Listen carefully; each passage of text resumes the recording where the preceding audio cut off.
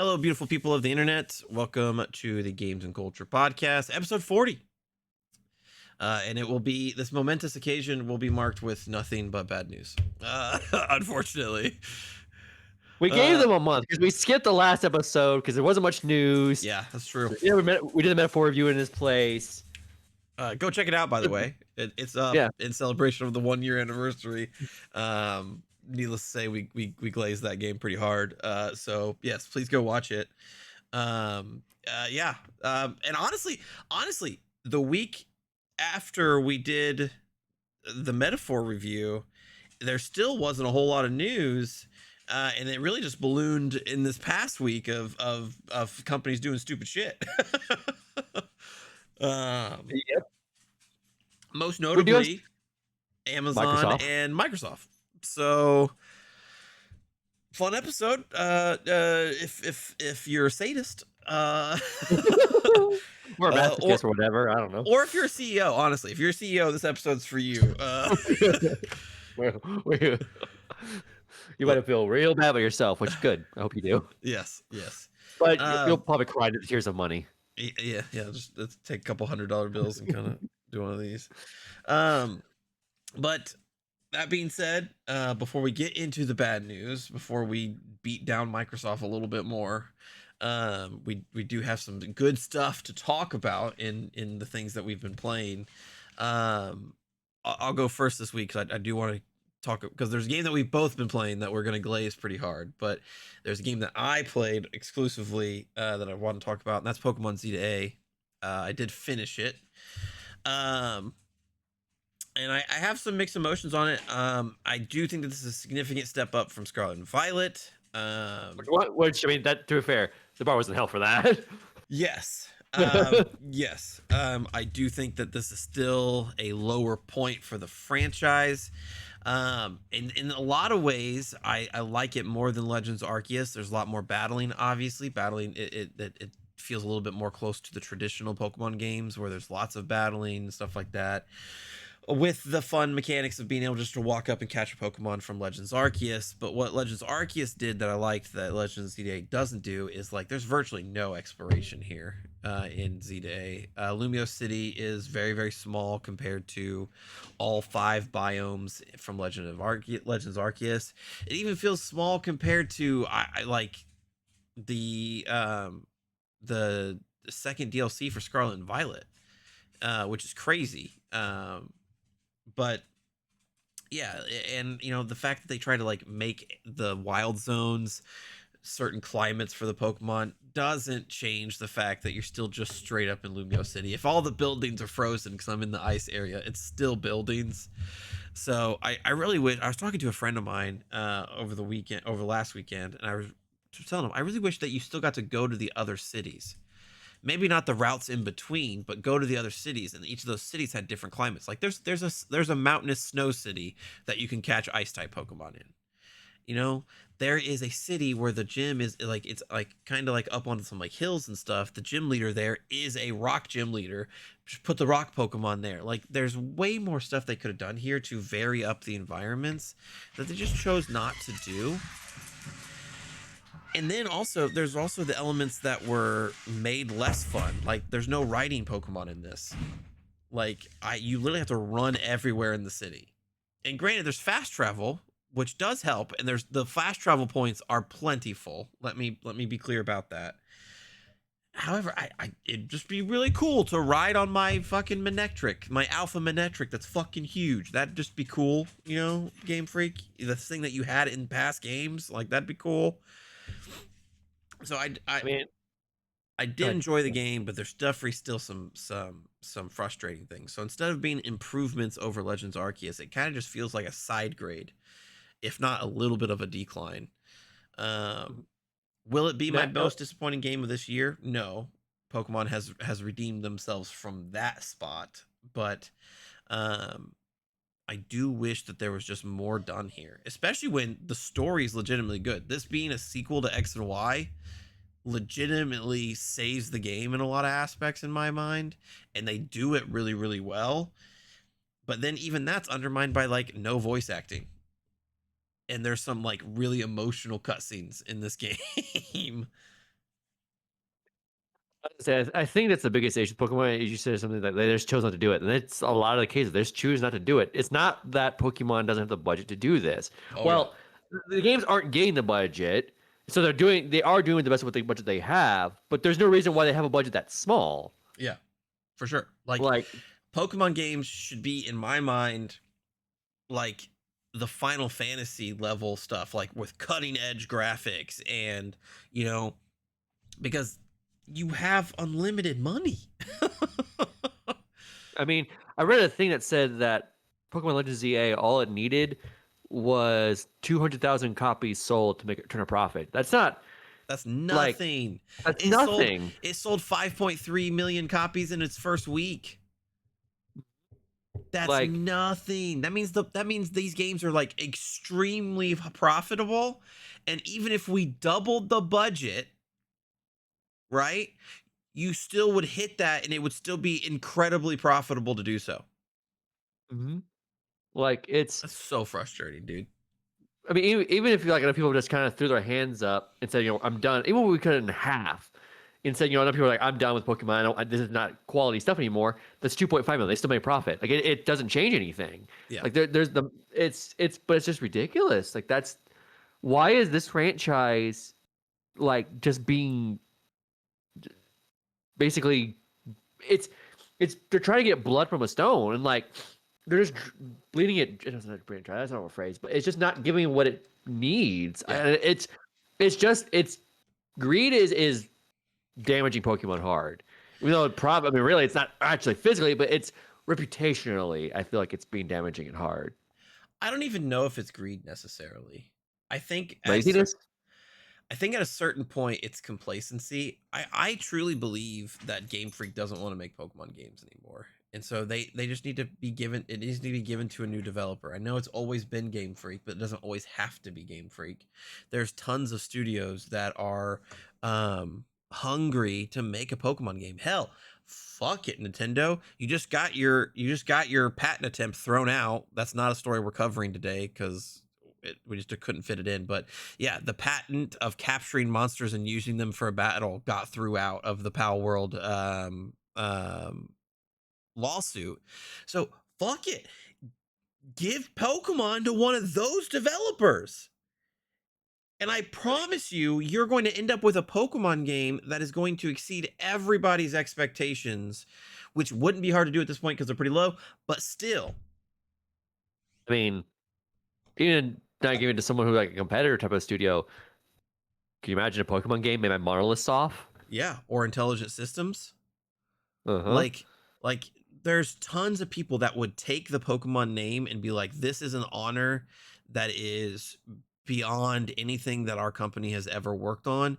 We will give it our all. We will give you the best Pokemon game that we can muster, and then let Game Freak do something else because clearly they don't have the sauce anymore. They clearly do not have the special recipe that made generations 1 through 5 like magical for people.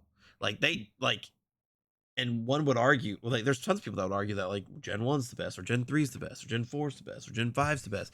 But nobody's saying Gen 6, 7, 8, 9, the Legend games are the best. Legends Arceus, there are people that enjoy Legends Arceus, but still, I also enjoy Legends Arceus, but I would say that that's still a side game at this point, so that's why I'm putting it over there.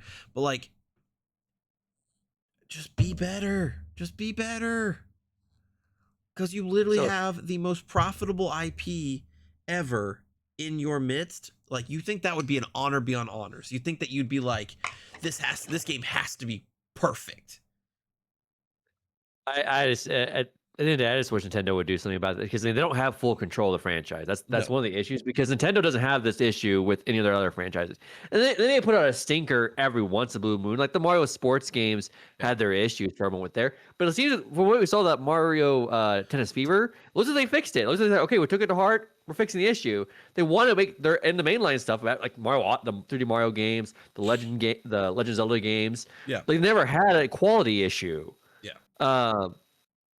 But Pokemon just has it in spades. It's the only Nintendo franchise that really does. Yeah. They're still developing like they're on a 3DS. Like that's the only thing I can think of. I bet you 200,000 copies on a 3DS title probably is that's probably like an upper budget level 3DS title. But like, you're on the Switch 2, baby. You're on the That's Switch nothing. 2. It's time to You go for the gusto. It's time to fucking do you have something. Like, the Switch 2 has the capabilities of a PS4. Like you can do some shit with that. and the Switch 1 is not an excuse either, because the Switch 1 fucking played Tears of the True. Kingdom. I'm just saying with the Switch 2, they have even less of an excuse. Like, yeah, Yes. it's the PS4 in grand scheme of things, like compared to a PC is weak now, but the PS4 in its time still did a lot of good things. Yes. Like, Sony got Horizon, Zero Dawn working on that thing. Yes. Pokemon can do some stuff with it. Yeah, and so I think it's just the complacency piece. I think Game Freak wants out. They don't want to do Pokemon anymore. They want to do more mature shit, and that's fine, totally cool.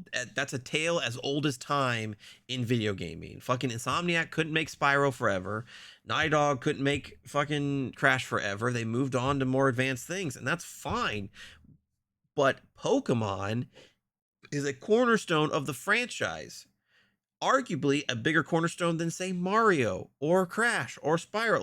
Like Pokemon is gigantic, and the Nintendo especially needs to be like, okay, if you guys don't want to do anymore, that's fucking fine. Pokemon Company, we got to find somebody else to do these things. We can't keep taking these L's on this, because imagine if this game, in the not so great state that it was in, sold 5.3 million copies in its first week. Think about a Pokemon game that reviews super well and everybody actually enjoys. I mean, there's a lot of Pokemon diehards that I just want to work at Open Talk today about it. And they said that like they liked it, but they're disappointed with it. Which is the same thing you're saying. You liked it, but you're disappointed by it. Yeah. But you're also a diehard Pokemon fan, so it's but smell like me. All the Pokemon games I played are on the Switch. I didn't buy this one. After Scarlet and Violet, I was like, you're on my shit list, Game Freak. And like I've heard better things, so I'm like, okay, maybe I'll this isn't a Scarlet and Violet, a really bad situation with Scarlet and Violet like it was. So maybe I'll get around to getting this game eventually. But we'll change the subject in a minute while I'm playing.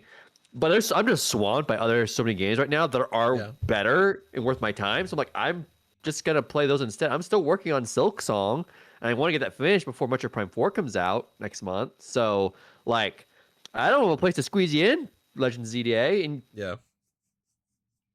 if you were a lot better, I would fire out a way to do it. But Yeah. it ain't worth it. Yeah, and it's really sad, because I think that the team actually did try with this one, but like we could just be doing more. Like, everybody wants that multi-region open world Pokemon game, and the Switch 2 has that capability to do it. Game Freak doesn't have the capability to do it, and that's what's heartbreaking for me. Is like, we could have these Pokemon games that we've dreamt about since 1996, and the developer at this point is now holding it back. Back then, it was the hardware. You couldn't do that on a Game Boy, Game Boy Advance, DS, 3DS. You couldn't do it. No. We're on the Switch 2. There have It's been capable. bigger worlds built on similar hardware than me getting to go to fucking Kalos and Alola. Like, straight up. Like, Fortnite's a stylized game, and it works on the PS4. yeah. Like, Like- there's the list of excuses are running out, and the causes are being more defined, and it's just Game Freak. It's just yeah. There's no. Yeah. It really just all there is to it. I don't like blaming the devs in this situation, but this is that situation where this is just purely Game Freak. Yeah, like, the games of the past were dictated by their restraints. Mhm. And oftentimes we think that they are good because of those restraints. Games today, there is nothing that game devs can't make today. No, Nothing. I And mean so- even as the Switch 2 is not as powerful as the current generation of PS5, Xbox Series, and more PCs, like the Switch 2 is a very capable system. Nothing that Nintendo will require to get done is constrained by the Switch 2. Yeah, 100%. 100%. So if they wanted to make a multi-region Pokemon game that was open world, and you could attack gym leaders however you wanted to, and It could be catch done. all these Pokemon, it could be done. Yeah, very nothing.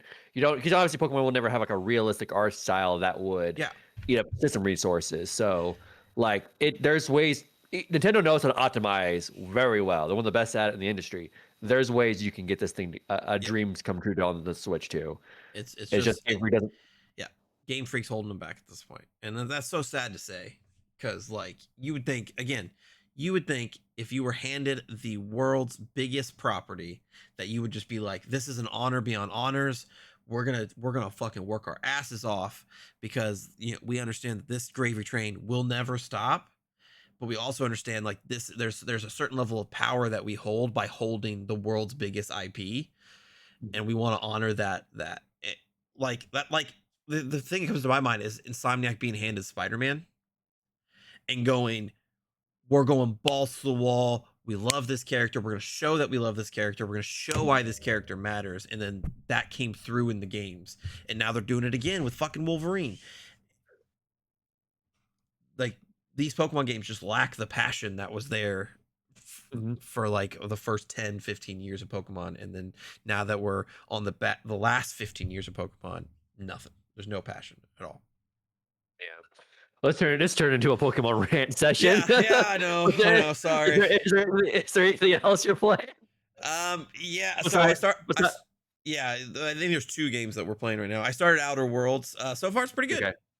So Yeah, far it's pretty that's good. one thing that's what I've started too. It's pretty good so far. I'm not that deep into it. Yeah, me neither. Um, but it has a sense of humor that I was expecting, so it's solid thus far. Yeah. But it definitely is too early to really get a good like formative opinion on it. Yeah. Right now, my opinion is if you like the first one, you'll like this one because Yeah, that's.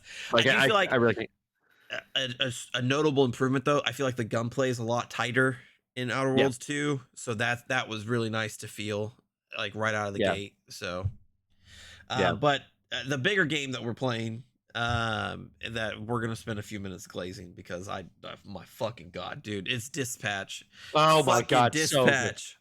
Oh my What do you think? god. Here's the thing, like we both like this game looks really good when it was unveiled at the Game Awards last year, Yes, yes. but that feeling we had was not enough for what the game actually is. Yeah, fuck no. Yeah, I thought this was just gonna be a fun twist on the superhero genre and be like, yep, cool, sweet. We get it. We get like maybe a heartfelt moment, and then we're good. No, no, no, no, no, no, no, no. This game, like, I texted Nick a couple nights ago as I was finishing up the fourth episode, all caps. This game has the sauce, because it does. It does. This game is being made by ex Telltale developers, and so apparently they were the developers that didn't sink the company because holy shit, this game is just dripping with passion and emotion and humanity, which is so difficult to portray in super beings.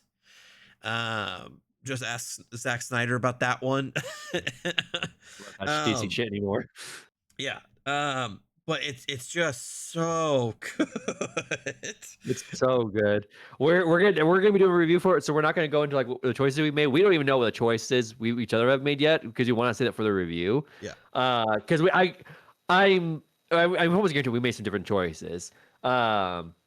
But like everything is happening is just so good. I did not expect it. The only really complaint I have is really episodes are a little short. Yeah. But like it's also because I want more. Yeah, they're like roughly half hour to 45 minutes, somewhere Yeah. in that ballpark. Three and four are a bit longer than 1 and 2 were. Yeah.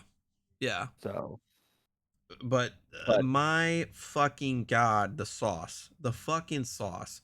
So, just to give a little bit of background on it, you play a ex superhero that gets pulled into this like superhero dispatch service, hence the name.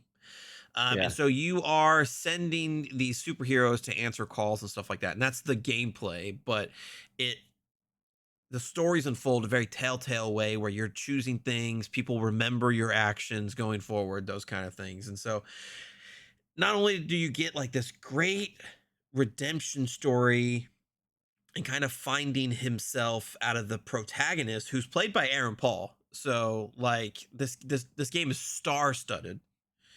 But you get this each individual character has a lot of these backgrounds and stories that you're getting more of every single episode, and everything is just coming together. I think episode 4 is the halfway point. Yep. And so yeah, no, it's great. This game was made in collaboration with the team over at Critical Role, which is super cool. So a lot of those voice actors are in there. There's a bunch of YouTubers in here, like Jacksepticeye and Voice Critical. Moist Critical, who is the best character in the fucking game. I love Voice Critical. There, I here's the thing. Okay, there's one choice I'm gonna talk about right now. Okay, So spoiler. I'm gonna we'll make it quick. So skip a minute just in case. Okay, just skip a minute. The end choice of episode 3 is going to choose between cutting Coop or cutting Sonar. No way you cut Coop. There wasn't a question in my mind. For 1 second I was like, I'll keep Coop because I put skill points into her and she's actually like pretty good. But then I was like, no, I'm not cutting Charlie. I just can't do it. No. That wasn't a choice. I'm not cutting Moist Critical. No. Sorry, Coop. Bye-bye. Like, no. Yeah. Nah. Yeah. No, we're 100% aligned with you. How many so at the end of every episode they give you the stats of your choices, which I find super fascinating. How many 1% choices have you gotten? Because I've gotten 2. Now there is one choice in episode 4 episode 3, I think is bugged. I think it's just bugged. I don't think it's actual true because a lot of people, like I've noticed coming online, I've said like, how are only 1% helping? How is only 1% helping? How is only 1% helping? Oh, it's like, helping Invisigal. Yeah, I think it's bugged. Okay. Yeah, because I also thought that was weird that there was just 1% that helped her, and I'm like, so did you just fail the hacking mission then? That's possible, but it couldn't. Considering how many people were saying that, it's like it had to still be. Either that was how it, you could succeed or fail. Yeah. There's no way it's just 1%. Yeah, that's like true. That's true. Okay, so I'll discount that one, but I do have 1% one that I think is so funny. Okay, well, we'll save that for later because I don't know what exactly we'll talk about it later. But yeah, the stats to see what everybody chose and stuff like that was really cool. I'm flying kind of in the middle. Sometimes I pick stuff that nobody's choosing, and sometimes I'm picking something that everybody is choosing. So, the last choice in episode 4 was a lot closer than I thought it was going to be, actually. So I'll say this: the numbers. I'm gonna try to say it without giving a hint to what I did. Yeah. How it broke down, I wasn't surprised. Oh, I expected it. I expected the number to skew the way it did. Okay, I was surprised by how close it was, honestly. Because I figured one side would be a blowout, honestly. The side that last I checked was winning. I'm not surprised was winning. Yeah. I would probably agree that we're talking about the same side, and I thought that side would be a blowout. Yeah. Now, granted, I'm not saying I made that choice or didn't make that choice. Yeah. But we'll talk about that in the review. Yeah, for sure. Yeah, there's still 4 more episodes. This thing will be finished before our next podcast. That's true. Yeah, because they come out new episodes come out every Wednesday. They come out 2 a piece. So we will, by the next podcast we will have it done and finished. I am definitely wanting to go back and choose some different options. Oh yeah, absolutely. I also, I mean, again, the stories. I still think best narrative will go to Expedition 33 this year, but if Dispatch takes it, I also wouldn't be surprised. Yeah. This is the one game that could take it. Yeah. Also, best performance, I thought it was going to go to either Ben Starr or Jennifer English as Verso or Malala from Expedition 33. Again, it still could. Yeah. If Laura Bailey gets it for Invisigal, I totally understand. Yeah. Understand. I mean, that's how good this game is, guys. This is like, I mean, both of us pretty much have Expedition 33 on lock as our game of the year, with an asterisk for Nick since Metroid is still in the equation. But like Expedition 33 at this point pretty much is my game of the year, and Dispatch is like already approaching a close second. Like, it's so fucking good. Granted, I'm target audience for sure because I'm a huge superhero fan, but I I mean, I love think superheroes too, but I also love Telltale games. I've missed them. yeah, So I genuinely like those games. So I'm happy with what this is. And yeah. also what's exciting is that the dev team announced their next game is going to be not a sequel to the Dispatch, although they probably will work on that too. They probably don't want to say anything just yet. Um, but their next game will be set in the world of Exadia. I think it's how to pronounce, which is the world that Of, is the Critical yeah, Role D Critical and D Role. world. Yeah, Yeah. So I'm like, yeah, shit, I'm in. yeah. I mean, for their first outing, Ad Hoc Studio, I think is what they're called. Yeah, ad hoc. Um, for their first outing, I mean, they've knocked it out of the park. I know that a bunch of the voice actors that are in this game are streaming it. Moist Critical being the main one.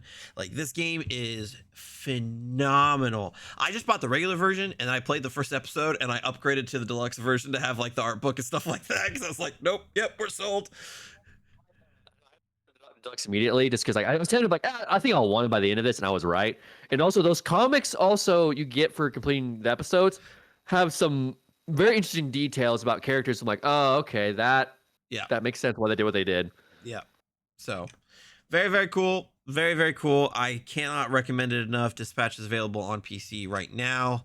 And PS5. And PS5. Yep. Yes. It is Steam Deck compatible, so there's no excuse. Play It, it. even if it's just a $30 version, play it. Yeah, straight up. Because this team deserves your support. A. B. The voice actors are given their all in this game and deserve the support. And C. It it's got the sauce, baby. It's so good. I'm shocked by how this game is. Like it is. Yeah. As it's gunning for the slot of my game of the year too. It's in the rat race. I didn't expect to be in the rat race No. for it, but it's in there now. Yeah, when like Nick said earlier, when we got the reveal for it at the Game Awards, both of us were very excited and said that game looks cool. But this has just blown those expectations out of the water. Did not expect it to be this good or this well written. Like it's legitimately a super well written game. It's gotten full belly laughs out of me multiple times. Robert's dry sarcasm to everything. Yeah. Love it. Yes. Yes. Just yes. I and some of the, they have a lot of fun with some of the choices. Like this is a small one. This is a small one. Since you talked about one, I will talk about one. When you're first meeting your team, there's this big hulking character called Golem. He's kind of like Clayface a little bit. He's kind of like big and like amorphous. And early in the episode, he kind of runs into Robert by accident. And so when he's late coming into this meeting and kind of like pushes Robert again. So you have a choice of either letting it go or hitting him with the chair. And so I chose hit him with the chair because that's the best option. And so the chair gets stuck in him. And so like Golem kind of like is off put, but like is just kind of like chilling, and Robert tells him to have a seat, and so he pushes the chair out of him and, and puts it out like that's just so well written, so fun. Winks and nods. If you choose, I saw a clip, so I'm not. This is why I was going to say if I chose to do this or not. You make a choice to put someone on your team. One of the choices is the janitor, Water Boy. If you put him on your team, there's a clip I saw where the character Punch Up, who is voiced by Jacksepticeye, and you've seen any of his streams, he always starts top of the morning to you, and Water Boy says that when you start this first dispatch call with everybody, and Jacksepticeye's character goes, "No, don't you start that." Just so good. I love the winks and nods they got. Like it's it's just a dev team that is really passionate about what they're doing and having so much fun with it. Mm-hmm. It's so good. But get it, buy pay Dispatch. the money. Yep, buy Dispatch. Yep. If you're in between games right now, you're waiting for something to come out. Buy Dispatch. It's so fucking good. And we got to stop talking about it, or we're going to talk about it for the rest of the podcast. And there's sad news to get to. So that was the highlight of the episode, everybody. Yeah, it's straight up all downhill from here, unfortunately. Yeah. So let's get into it. First up on the shopping block, Warner Brothers is looking to be sold. Um, One of the highlights of this last couple weeks. CEO David Zaslav has definitely become a punching bag for the internet over the last few years, canceling Batgirl, threatening to take down Cartoon Network, green lighting Suicide Squad. um, so many things. But the CEO has, I'm quoting a Polygon article about it, has decided to put up half of WB for sale in hopes of sparking a bidding war. This comes after the Master Carver declared his vision to split Warner Brothers Discovery in two, with the future of HBO, DC, Warner Brothers games, and more in question. Um, the it's now becoming a just a rat race to get a buyer and offload all of these IPs. Um, in an announcement, the board of Warner Brothers Discovery kicked off a review of strategic alternatives, industry speak for figuring out whether to keep the company together or sell parts of it. That includes an ongoing plan to split Warner Brothers and Discovery Global into two independent companies by mid 2026. A move that, as Zaslav has forecasted, is meant to make each side leaner and more profitable, thus making them more attractive to buyers. So I felt it was important to talk about this because WB Games has not had a good run in the recent years. No, but I'm also specifically in the game. I'm worried about those two. Yeah, More specifically worried about the DC side of that's things true because too. you mentioned making fun of Zack Snyder earlier, which fuck that, all that shit was shit. But you're in a good spot now with James Gunn leading the charge, and I don't want to lose that stuff. It's nice having hope for DC. Um, I mean, but also fuck consolidation. I mean, it's. Mhm. I mean, Warner Bros. Merging with Discovery put them in this mess, and now I think it's more of it going to take them out of this mess. Um, and then on top of that, there's the fucking U.S. government trying to stick their nose into things and do more shit. It's just the whole thing's exhausting. I mean, if it has to happen, I think personally, the best place for them to go be bought by would be Apple. Just because I feel like Apple would just like, okay, just do what you're doing. Like, we want the stuff, but other than that, like, we're not going to really interfere that much. Like, GC's in a good spot. Like, just kind of they'll take the most hands off approach. Yeah. The author of this article, Matt Patches over at Polygon, I think says it best. A new owner could straighten out Warner Brothers. There are visionaries working under um, their expansive tent, but mass consolidation comes at a risk for jobs and creativity. At the end of the day, this is about a company making money, not carrying the torch for 100-year-old movie studio, which is 100% correct. Yeah, Um, it shouldn't have to go. I mean, all these companies are just trying to suck up as much money as they can. I mean, we discussed before on the show. It's late stage capitalism, mhm. just consuming everything in its path, and it's gonna be a bit before things get fixed. Yeah, So to we're say the very very least. So yeah, I mean, I think Apple's a good place for them to land. I think Sony could be a good place for them to land. I would agree with that too. I mean, how they act. The one company I don't want to buy is Paramount. I do not. And Paramount's interested. I really Yeah, hope they don't do that. For they already bought shit, and also with the political reasons going on with that, because the Trump administration is trying to push them on the scale for that for nefarious reasons, because their entire administration is corrupt. Um, I mean, again, this shouldn't be happening in the first place, but Sony would be nice because again, for the most part, I trust Sony yeah, to take care of their teams. But Sony's already said they're not interested. So, and I think it would be harder for Sony to do this because it maybe would be a lot, and Sony doesn't. Sony is a profitable company, yeah, but it's not. I don't know if they have the cash on hand to do it. Apple has the cash on hand to do it, and they seem like I've heard nothing but good things about Apple TV. I don't have that subscription service, but I've heard nothing but good things about it. yeah. And so I think Apple would be the most like, because HBO's got good stuff, obviously. And Yeah. DC Comics is in a good, healthy spot now. So I think they would be the most like, we just want the money you're bringing in, but you're doing good. So just, do what you're already doing. Yeah. If it has to happen at all, I think it's the best place. Yeah. But yeah, if you're working at a Warner Brothers studio, you might want to brush up your resume because, oh I boy. mean, pretty much anywhere at this point. There are very, Yeah. very few studios in the game industry. I would say you don't need to be, you can let your resume collect some dust for a minute, but Yeah. pretty much Nintendo, Sony, Capcom. Capcom, a lot of Japanese studios. So Square Enix for the most part seems okay.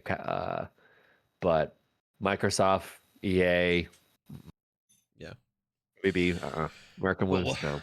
we'll talk more about them in a little while. Moving on to layoffs. 'Cause that's what it is. Amazon, over the last couple weeks has announced 14,000 people are being laid off, and unfortunately, we got confirmation that hit the game division as well. Looking at a PC article about the topic, Amazon Games is making major layoffs as it shifts focus away from MMOs to its Luna cloud gaming platform. Amazon's AI-powered layoff of 14,000 employees will see significant cuts made to its game division, according to a new Bloomberg report, which will result in a reduction in development efforts on big-budget games, including MMOs like New World. They did announce that there would be no new content for New World after its most recent update. It's just going to go into life support mode. They're canceling some other projects as well.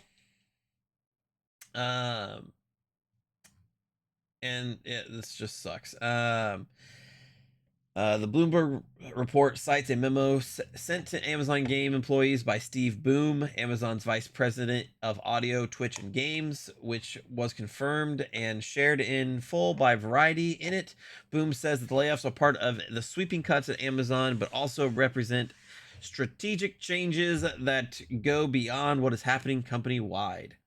Boone said that Amazon Games leadership has been evaluating its plans over the past several months through the lens of our mission to deliver the very best gaming experience to customers while leaning into the things that Amazon does best. As an example, he cited Amazon Luna, which leans into both streaming entertainment and delivering value for Prime members with things like the AI-powered Snoop Dogg game where he's a judge called Courtroom Chaos. Didn't know that was a fucking thing. It doesn't sound. I mean, granted, whenever you say something AI, something, my eyes just glaze over. So, Yeah. but Jesus.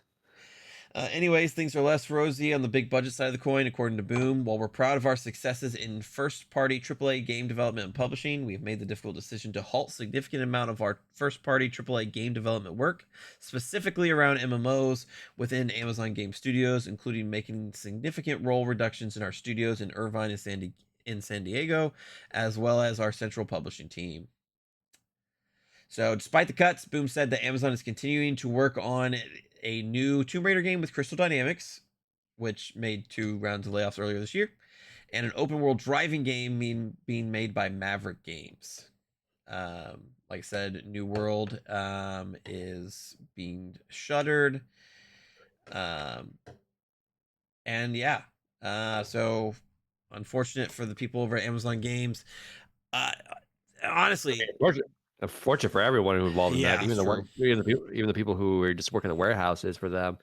I mean, and this is about. I mean, the game industry has been contracting like that for a long time too, and it's also more of a sidebar of things how bad things are getting in general. I mean, it's. I was also shocked that Amazon was doing it, in general, because I mean, focusing on the cloud, the cloud's not going to happen. It's not going to take off the way any of these companies think it's going to. It's always is going to be a very niche thing because most gamers want hardware, over majority. It's the same thing. It's very much the same phenomenon we see with Steam. Any PC gamers could download the Epic Game Store pretty easily. It's not cost anything. They won't do it. But that's the same thing for a lot of gamers. I'm one of those people I don't want something with not hardware. I like the PlayStation Portal a little bit. I like the idea of it. It works fairly well for what it is, but it's also very much a small companion device to my main PS5. Yes. there are games I don't want to play on the Portal. Like I tried to do Expedition 33 on the Portal, but that game requires really precise timing for its dodge mechanics. It didn't happen. So only really games that that can suffer a little bit of latency really are okay on it. But the majority of the time, I'm just going to use the system itself. Yeah. If I'm only going to use, I only use the Portal when I really primarily focus on a PS5 game, and I don't have something else on my Steam Deck or Switch 2 to play. I'm only using it for like 30 minutes at work. And when I'm home, I'm using the hardware. Yeah. Like that's the extent of it. That's always what it's going to be. Yes. So like, and we've seen this before too. VR has not taken off. People thought that was the future of gaming. No. But even then, VR has more of a chance to take off than cloud does. Even that's now. True. But so all this is, and then on top of that, I was also shocked at the fact that they were doing all these layoffs because obviously it was a lot more than just the game studios. There was also warehouse people installed. It's November. This should be the busiest time of year for Amazon. Yes. So the fact that they're laying off warehouse workers during this time of year. But what it also is beginning of their fourth quarter. And we got to make those numbers look good. Yeah, I don't know what their years, but yeah, you're probably right on that. But also, I think it's a really bad sign. I mean, this is a larger thing that it's going to affect the game industry, but it's something outside of it that's going to affect it. The economic system is contracting hard, and it's going to affect. This is not. I mean, the layoff's been going on for a long time, and we still have to go, and we're still going to talk about Microsoft later in the episode.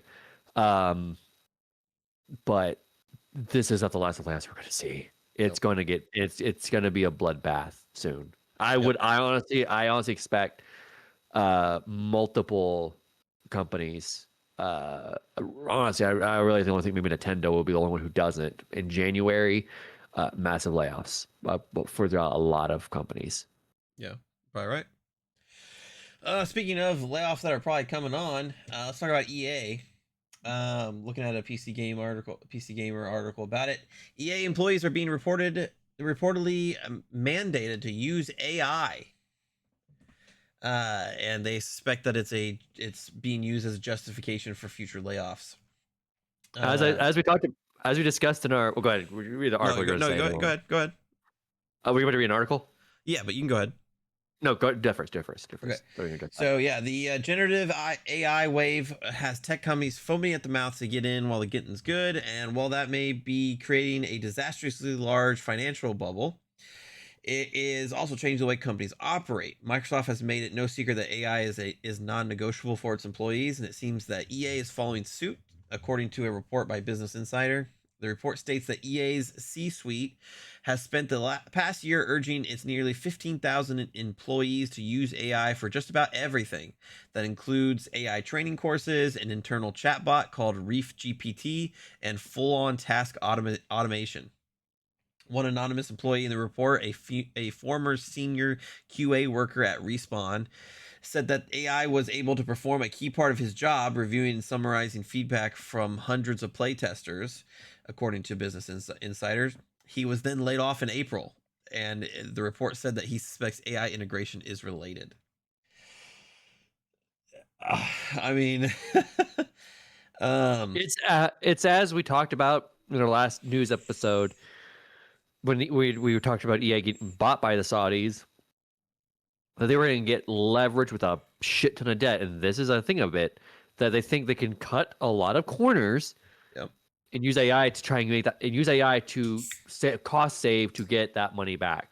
But the cold reality is also, I firmly believe for all these companies, so AI is a bubble. Yep. And to be frank, it's going to pop, and this bubble is inflated to a bigger size than the .com bubble did. Yes. Like functionally, I just talked about layoffs thing to go with Amazon. They're laying off people during the Christmas season. The economy has essentially become a bunch of just these big companies shuffling money around for AI. That bubble's going to pop. And when it does, it's going to be nasty. Yep.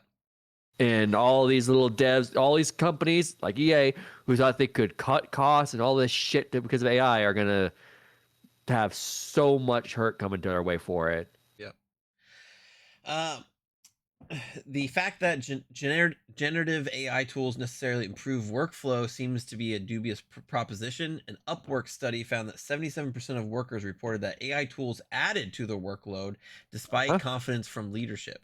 That checks out with the Business Insider report, which notes that Reef GPT was prone to hallucinations and wrote bad code that then had to be corrected. That same report shares a candid moment from an EA Slack channel where a meme was posted mocking the C suite's directionless insistence on AI and raked in laughing emojis. Fun fact: ChatGPT has never turned a profit. Yep. Generative AI is going to be hard to avoid and spot in games for the foreseeable future. Investors are betting the farm on the technology, and an estimated 87% of game developers are already using it.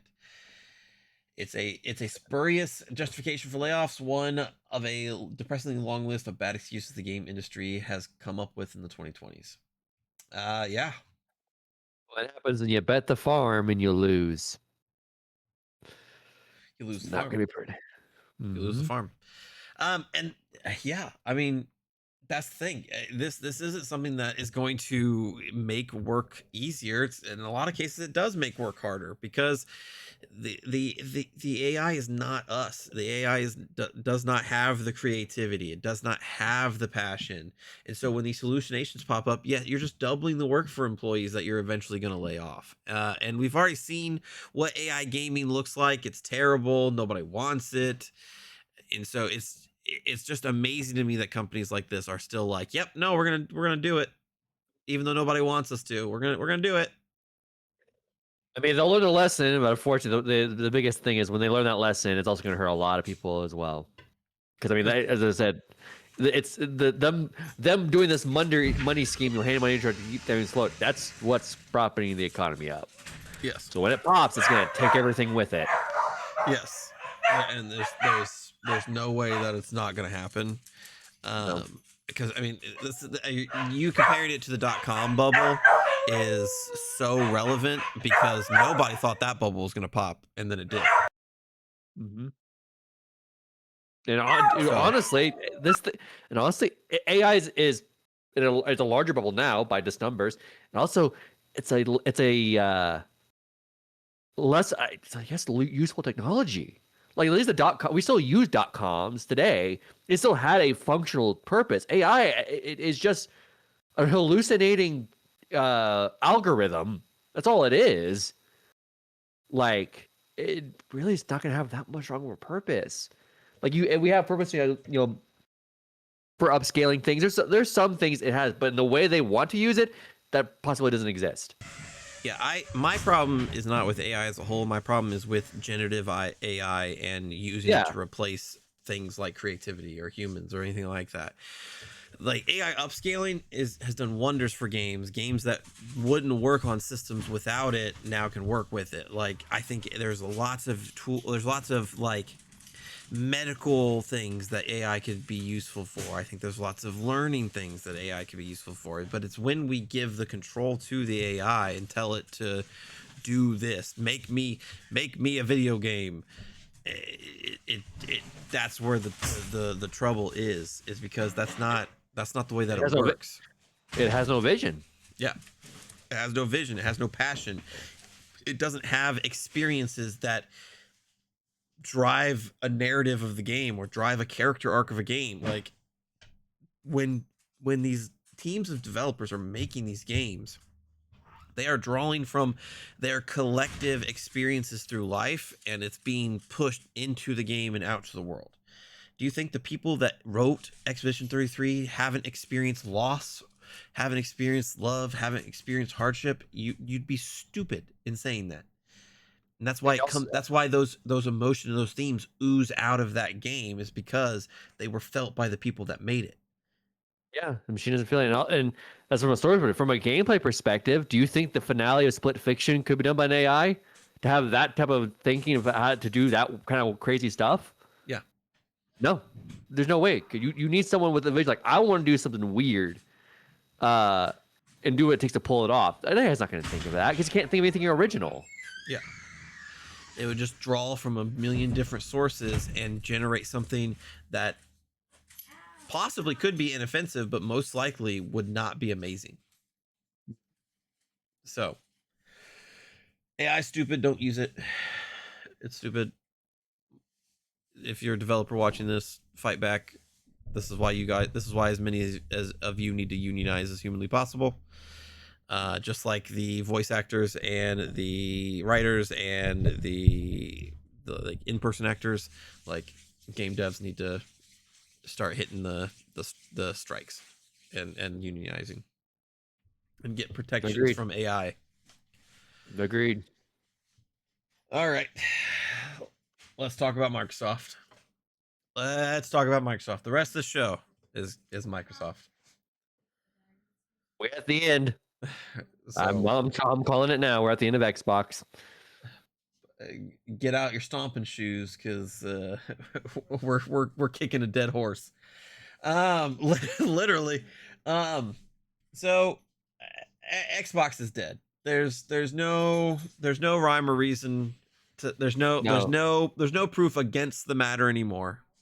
No, as hardware. Xbox will still be. I mean, who knows? They may get renamed to just Microsoft Studios. Yeah, it probably will actually just be renamed to that. But Xbox, as a third-party publisher, they'll be around. Yeah. As a hardware developer, no. This is the end. This is the end. Let's go in chronological order. So it was reported last week that not only were our prices for Xboxes going up that we're buying as consumers, but Xbox dev kits have also gone up in price, thus answering the question of why would you want to put your game on Xbox? Oh, I don't, because that's going to be expensive. So Xbox dev kits have had their cost increased from $1,500 to $2,000. I'm looking at a Polygon article on the subject. That's a 33% price hike. And like I said, it's the latest in a long line of expensive choices for the company. They raised the price of hardware, they raised the price of Game Pass, now they're raising the price of dev kits, which is just wild. For those not in the know, dev kits are a specialized version of a console with unique tools and debug capabilities, and those are what developers use to make their games and make sure that and test the games on that to make sure they work on that particular console. The amount of dev kits a company requires depends on the size of the game's team. Smaller studios may only need one or two, but larger operations require much more for testing purposes. Representatives from the company claim that this price increase reflects macroeconomic developments, which is the exact verbiage used to justify the Xbox price hikes earlier this year. While these prices do align with the recent 30% tariffs imposed by President Trump on Chinese imports, it's important to note that Microsoft gaming revenue was $23.5 billion in 2025, a notable increase from the previous year of $21.5 billion. This is this is dumb. This is what you do when, I mean, at this point we ask, why would someone make a game for Xbox? Now I'm starting to wonder, does Microsoft want people to make games for Xbox? I'm starting to think the answer is no. No. This is what you do when you try to kill your own fucking console. Because it was already bad enough that the Xbox Series X cost more than the PS5 Pro, which is a stronger system than the Xbox. But now you're going to charge devs more money to make a game for your console. Devs already said it's hard enough making turning a profit on Xbox. Like the juice wasn't worth the squeeze, and now you're making that squeeze cost more. And they said it was macroeconomic conditions. I haven't heard a report about Sony or Nintendo doing anything like that. So because they still want games in their systems. For that matter, when it comes to where this dev kit cost falls with other companies, PS5 dev kit costs are not public, though the company does offer some kits free of charge through its PlayStation Partners program. Dev kits for the Nintendo Switch 2 have been oddly scarce, but those for the original Switch reportedly cost about $440. It could be argued that the Xbox Series X is a more complex piece of hardware that justifies a higher price point, but the $2,000 still feels a bit steep for a multi-billion-dollar company. It's not all bad news though. Xbox dev kits price is rising. The Idea Xbox program will still provide independent developers with 2 free dev kits, though that may be set to change in the future. It does mean that, at least for now, the new Xbox dev kit price hike won't have too much of a negative impact on indie studios with smaller budgets. But still. I mean, it took forever. The Capcom fighting game, the old Capcom fighting games, it was delayed on Xbox, PlayStation, and PC. Like in the Switch, like dog, do you just not want them? Do the game resist them? And which at this point, by the end of this whole segment of us shitting Xbox, the answer will be yes. They don't want them to make games for this anymore. They're trying to kill this thing. Yeah. So let's move on to the next thing that happened. That probably dictated the price hike for the dev kits. Looking at a IGN article, Microsoft has reportedly pushed Xbox studios to deliver a 30% profit margin, allegedly leading to all the layoffs, canceled project, price hikes, and the end of exclusives. Friend of the show, Bloomberg's Jason Schreier, reported that Microsoft's 30% profit margin goal, given to them by Satya Nadella himself, has led to the gaming division's huge amount of layoffs, canceled projects, controversial price hikes, and multi-platform push. As a reminder, the initiative's Perfect Dark reboot was canceled, studio shuttered. Rare's Everwild project canceled. ZeniMax Online Studios, a Project Blackbird, was canceled, and that whole team was laid off. Microsoft Redfall developer Arcane Austin was shut down last year. So was Hi-Fi Rush Tango Gameworks, luckily saved by Krafton. John Romero, the father of FPS, had a new game in the works at Microsoft. They canceled it.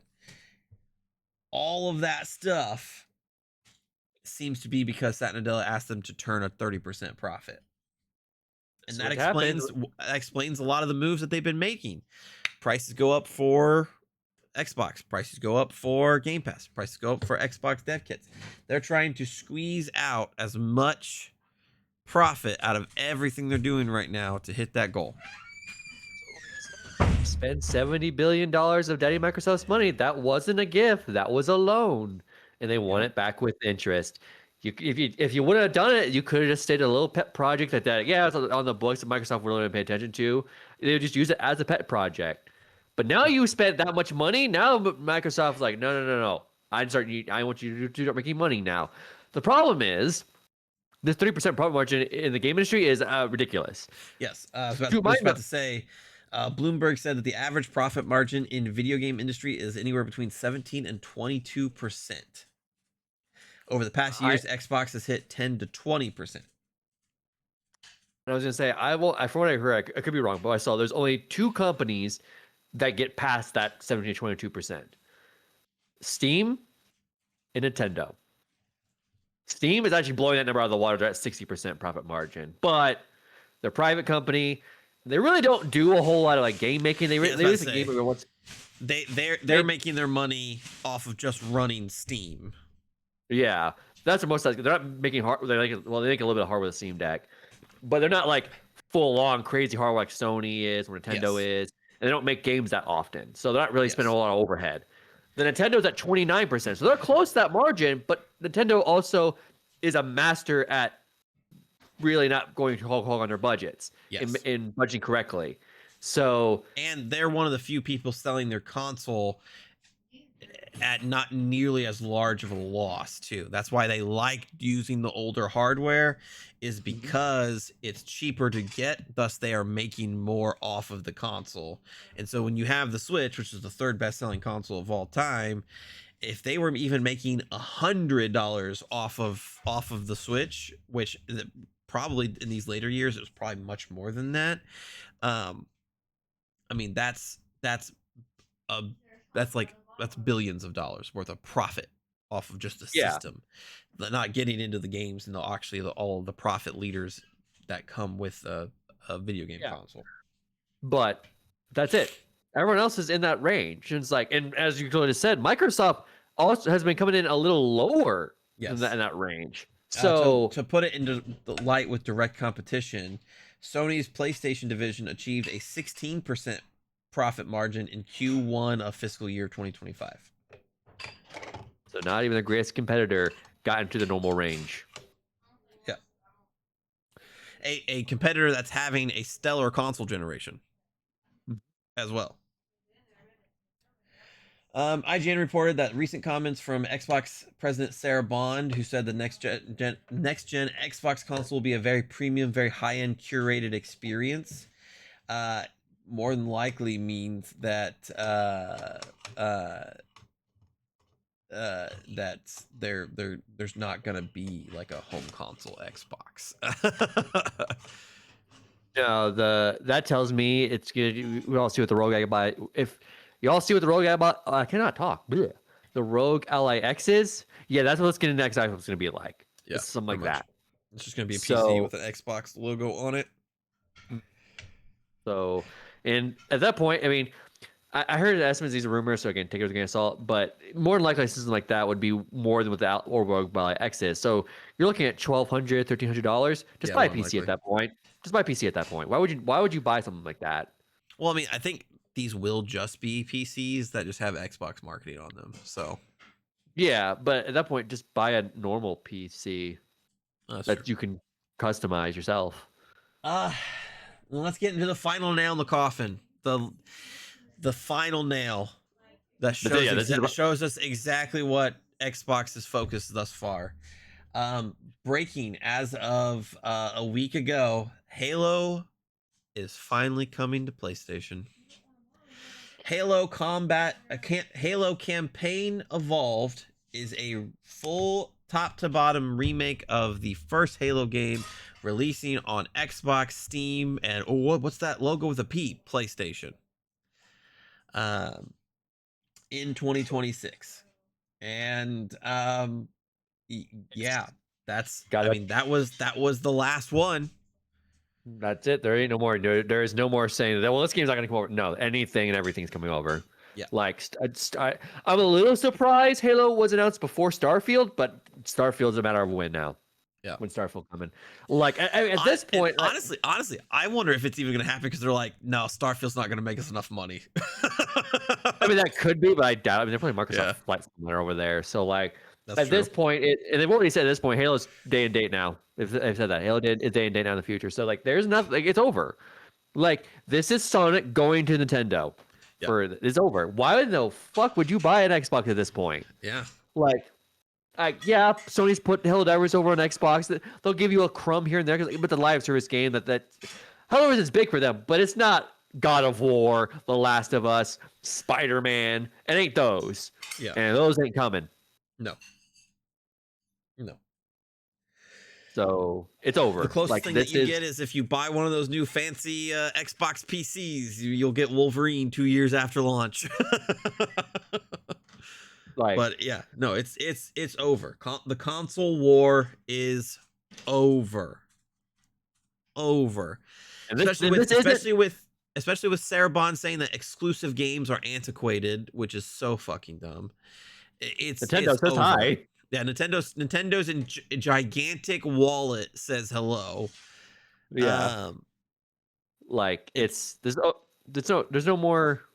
I mean, hi. At this point, going forward, we'll be treating Xbox like a third-party publisher because that's clearly what they want. Like, Yep. okay, that's you'll have a weird, your own logo slapped on some devices type of thing, but it's like Valve putting, I wouldn't call Valve a first-party developer because they put their games on other things too. They have in the past, at least. yes. So that's where we're at now. Like it's why, as I said, why would you buy an Xbox? And this isn't like some people are like, oh yeah, this is they'll make the Sony and Microsoft making a truce and like that. No, this is not Sony and Microsoft making a truce. This is Sony winning. They Yes. won. Nintendo won the first console war against Sega. Sony wins the second against Microsoft. That is how it broke down. Yeah. And this is Sony and Microsoft. Well, Sony and Xbox are like PlayStation and Xbox are kids. Sony is the parent of PlayStation. Microsoft is the parent of Xbox, and Microsoft just watched Xbox get their shit kicked in, and so Microsoft's pulling their kid out of the fight.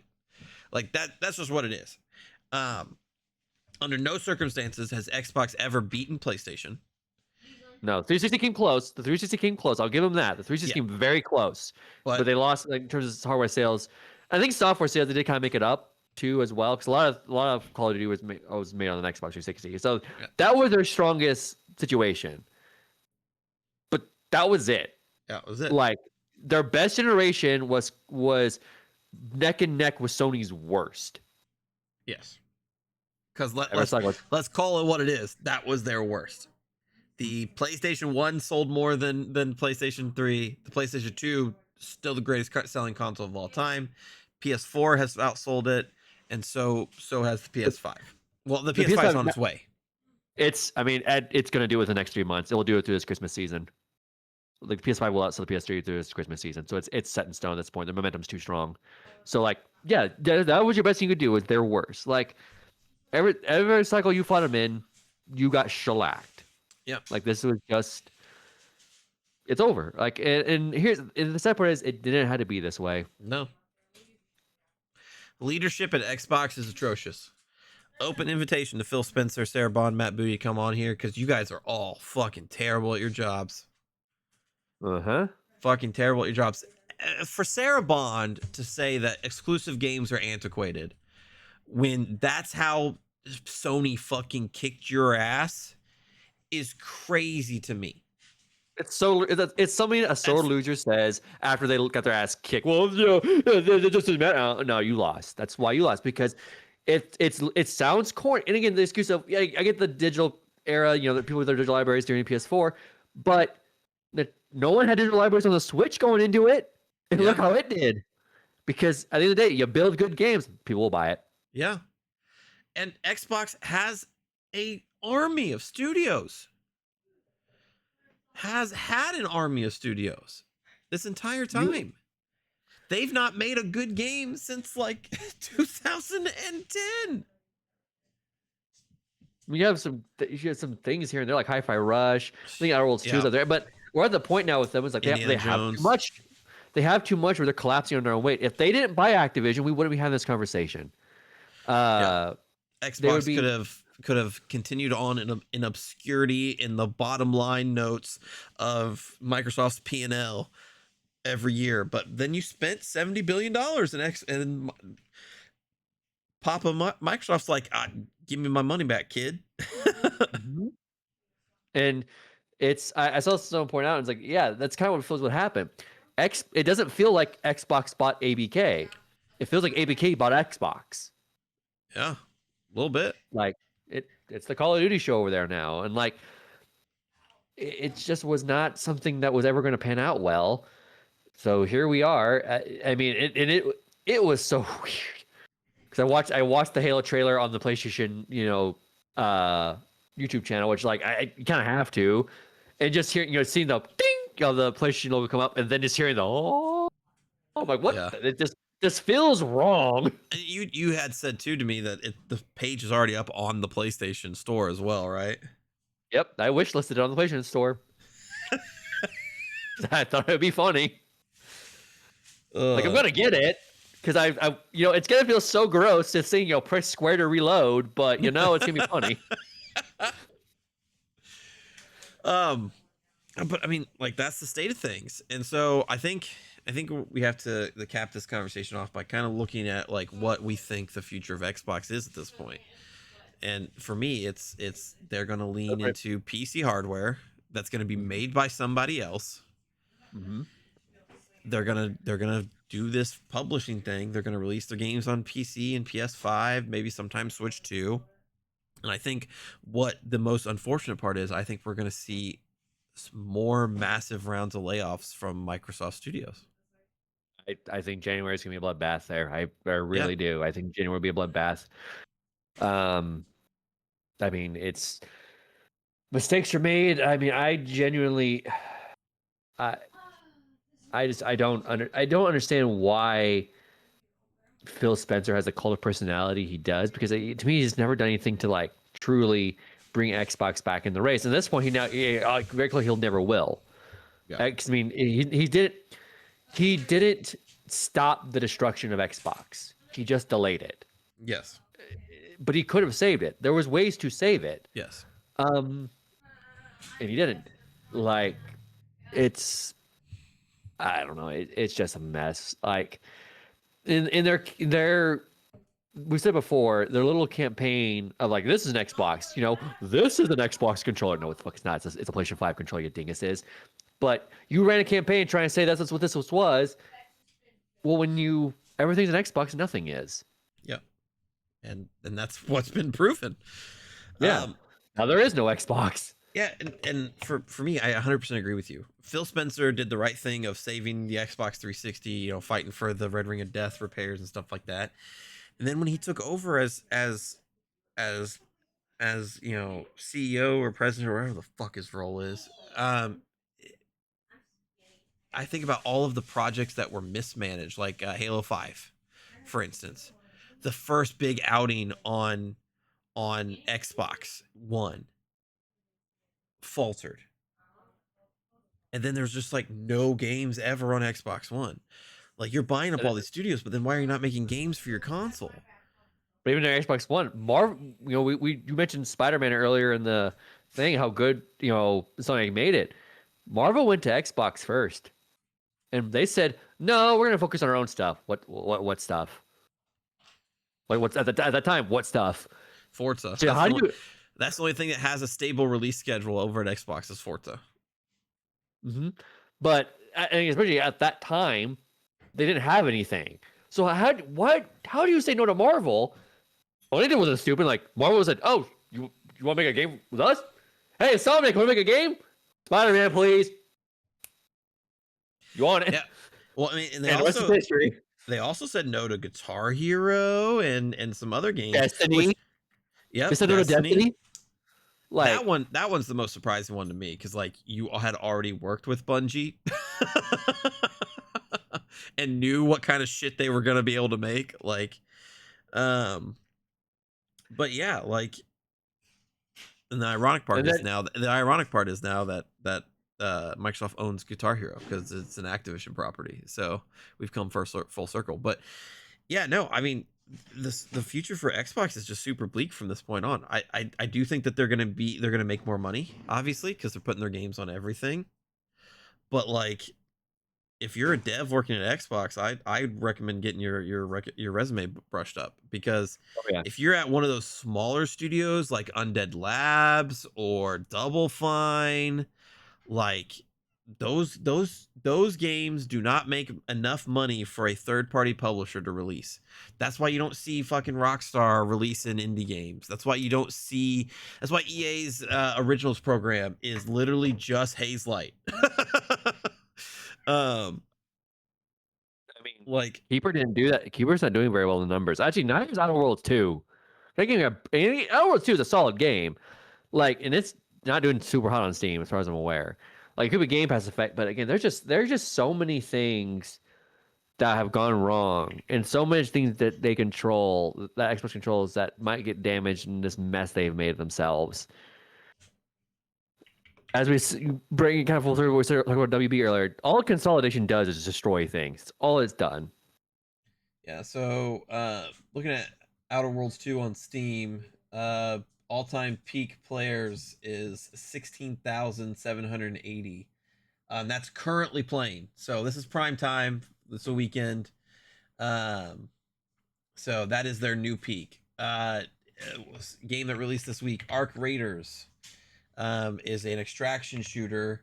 Arc Raiders currently is sitting at a all-time players peak of 317,659 players. That peak was just hit 2 minutes ago, because we're at prime time. We're recording this on Saturday, so it's prime time gaming time. So now, granted, Obsidian can't control Arc Raiders and when it launches, but this is the team that made Fallout New Vegas. Yeah. Like, and again, Outer Worlds 2, I mean, I'm not super far into it, but it's a solid game. Like, it deserves more than what it got. Like, it wasn't But advertised at all. exactly, that's the thing. That's what I'm talking about, mismanagement. It wasn't advertised. You didn't look at the constant trends. Why did this game release on the same day as Arc Raiders? It should have released a I mean, week ago. I It mean, should it it. should have released a week ago. Nothing came out fucking last week. Why didn't you look at the trends and go, oh, Arc Raiders, that's gaining a lot of momentum. That's also a shooter. Maybe we should move our release to give it a little bit of space, give opportunity for players to play it too. No, they'll just release it. This is the same company that had exclusivity rights for Rise of Tomb Raider and released it the same day as Fallout 4.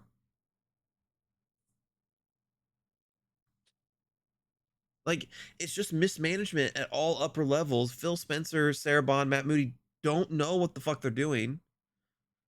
I truly would like to talk to them about how they view the video game industry, because we are not living in the same fucking realities. No, we're not. We're absolutely not. Like, but I mean, for most CEO types, but I would say, honestly, I want to say this, specifically American CEO types, Yes. they don't live in a reality. They really don't. I mean, it, our American CEOs are just they're the ones really causing us the AI bubble crap. Like, it is, they're staring us into the shitstorm we're going in. So, but it's just emblematic of a larger issue they're doing. But bringing it back to Xbox, I mean, yeah, they've never understood anything what's going on. Yeah. It's just crazy. It's just crazy. It's just absolutely crazy.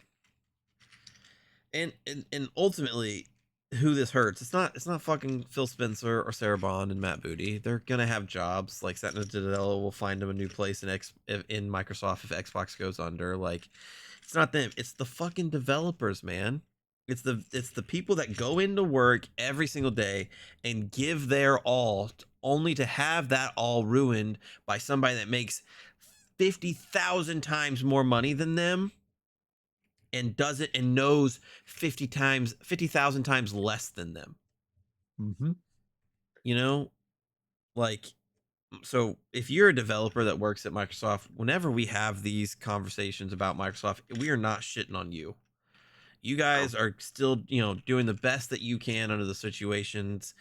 I know that you guys are fighting to make your games great, and it always gets undermined by people in management that are making more money than you, that know less than you. And I truly feel for you. I truly do. My advice to you would be to make like Sandfall, leave, make your own development studio with blackjack and hookers, and pump out a game that's going to eclipse anything that these gigantic studios does. Because Sandfall was made by ex Ubisoft devs. And And we were just, I'm telling you now, Expedition 33 has a brighter legacy than any game that Ubisoft has ever put out. our episode, we were glazing ad hoc, who is ex Telltale devs. Yeah. That's the best. That's what we're. That's those are the lifeboats. Yep. That's really those are the lifeboats. These big companies, a lot of the, I would specifically these American, you know, game companies. So Microsoft, American and EA, European. yeah, are find lifeboats because they're going down. Yeah. And again, they all have golden parachutes. It's the devs that are the ones that get absolutely fucked over by this kind of bullshit. Like, I I don't want government involvement in video games, because that's a quick and easy way to fucking get them fucking outlawed whenever there's a fucking mass shooting. But what I will say is that I wish there was some kind of expansive investigation into these companies about their practices. I mean, Because, the ult- the, like, ult- the ultimate issue is what needs to be done for these games. It's not like, government approved game or like that. It's normal if a government or our government was worth anything, they would be running corporate investigations on a lot of companies, and that would include game ones for the shit they do.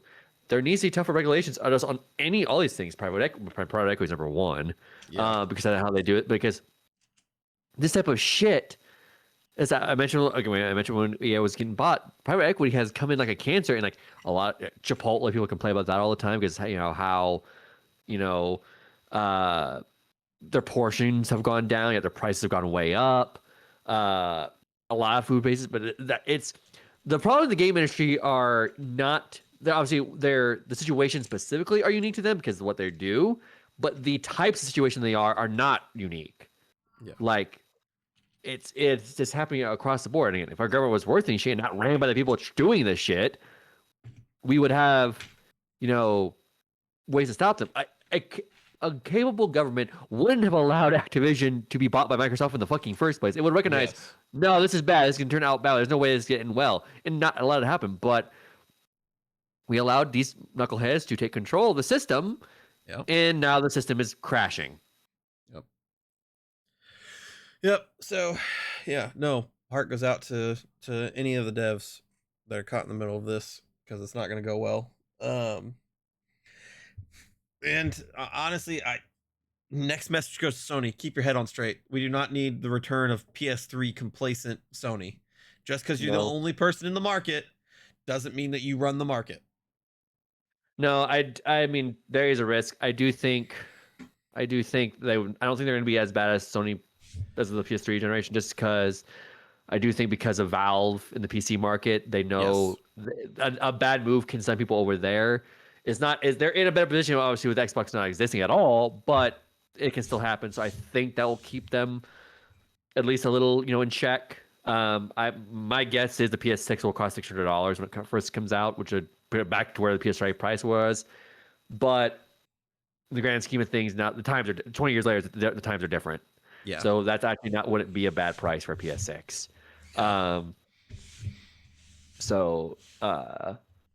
But I am concerned what Sony is gonna do now that they're left on their own devices. Yes. Hopefully, they just keep doing the same thing and continue to rake in money. Like that. That's all they need to do. Don't change anything. I mean, Nintendo's made some boo boos with the Switch 2. I will say that they made some boo boos, but for the most part, they decided just don't rock the boat. I know that's what Sony needs to do. Just we're cruising, don't rock the boat.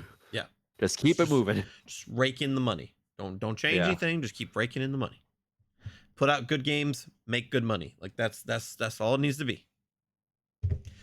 And that's a lesson that Xbox should have learned. And if they did learn it, they'd still be here. But effectively, this is the end of Xbox. This is, I mean, the fact that Sony has made deals with third-party developers to make exclusive games to the PlayStation, and I would argue Stellar Blade, Sony wasn't exclusive for a time, but I would argue that performed better than most of the shit Microsoft's bought. Because Sony actually advertised the fuck out of Stellar Blade. Yes. I don't think I saw advertising for the last 4 games that Xbox put out. I don't think I saw any advertising for South of Midnight. I don't think I saw any advertising for Hellblade. No advertising for Indiana Jones, and no advertising for Outer Worlds, which is stupid. Like, you can't expect gamers to remember when your game comes out.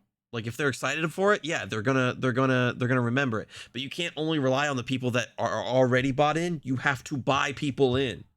Like, you have. That's what happened with Outer Worlds 2. I was excited for it. That's why I remembered Outer Worlds 2 because I love the first one.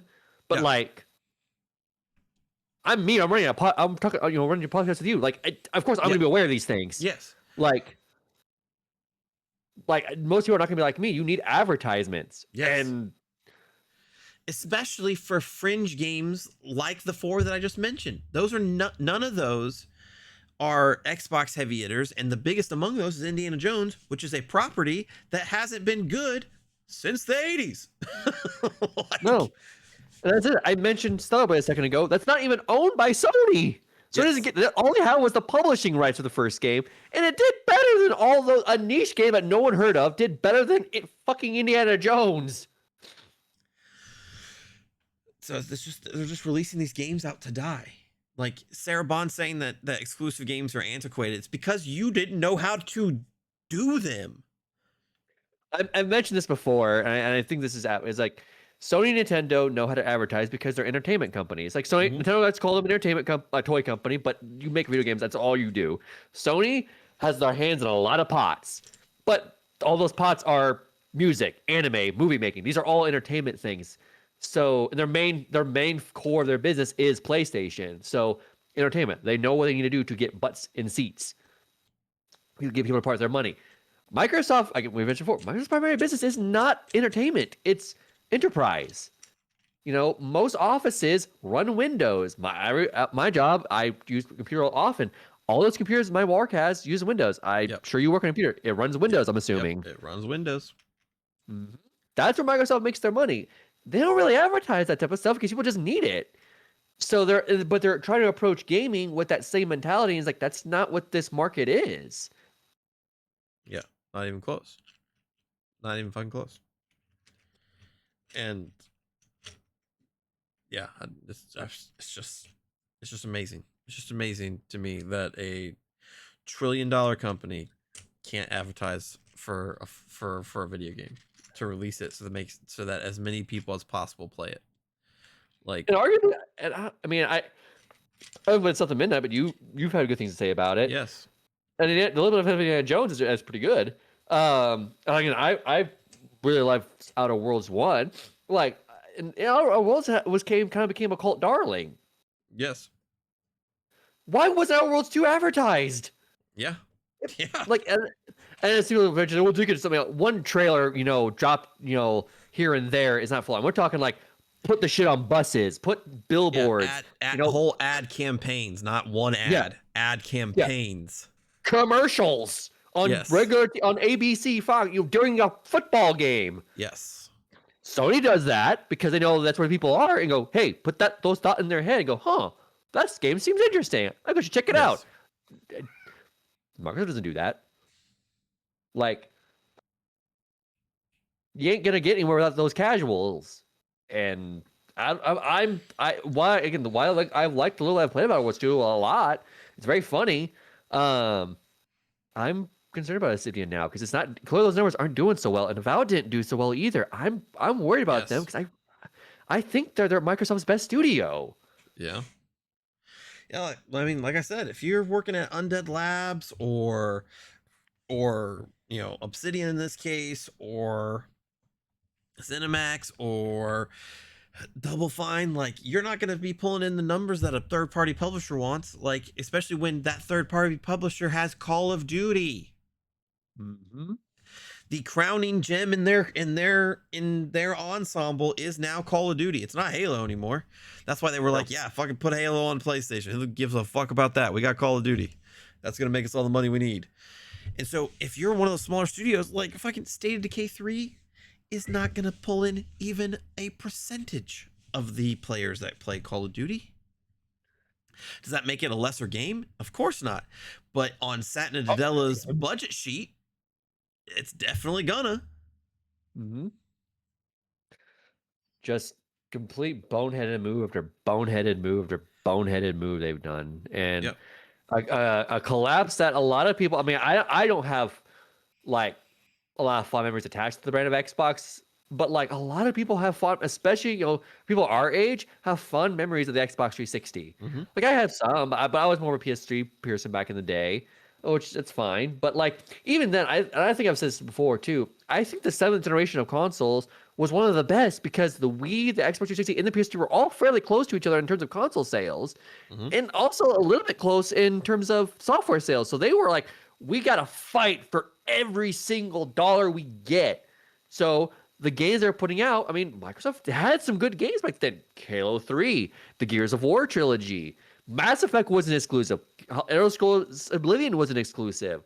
Sony started off the gate pretty badly, but they're like, okay, shit, we need to put our head to the ground. Uncharted 2, Infamous, Killzone 2 and 3, Last of Us.